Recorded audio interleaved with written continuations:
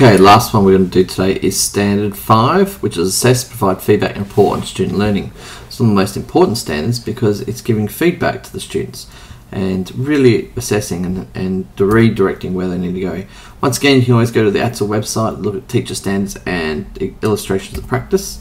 So 5.1, in this case, we're talking about demonstrating the understanding of assessment strategies. So thinking about different ways of assessing.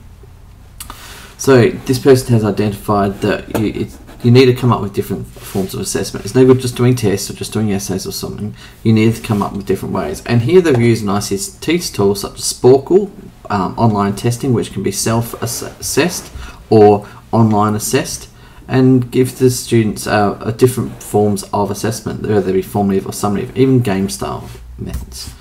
5.2 is provide feedback to students on the learning. So you really need to make sure that if you are assessing, you're giving feedback to them in a timely and appropriate time. Well, an appropriate time.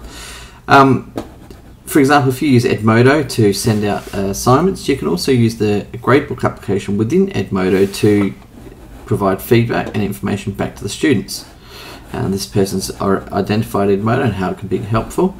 However, it would be better if, in this case, if this person had given an example of what subject they're doing in and how it can be really effective.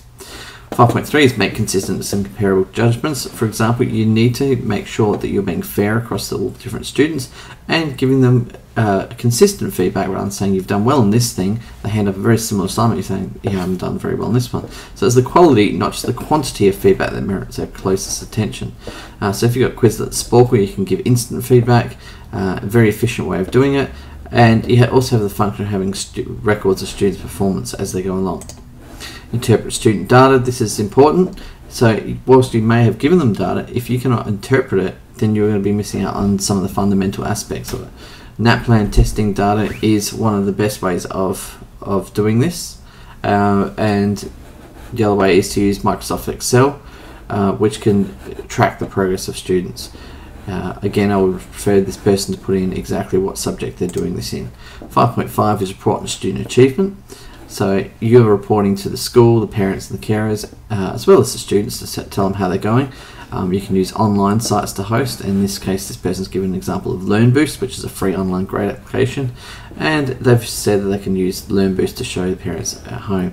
The main thing is the responsibility to teach to deliver information, feedback, and how well the students does, regardless of what medium you're using to do it. All right, thank you.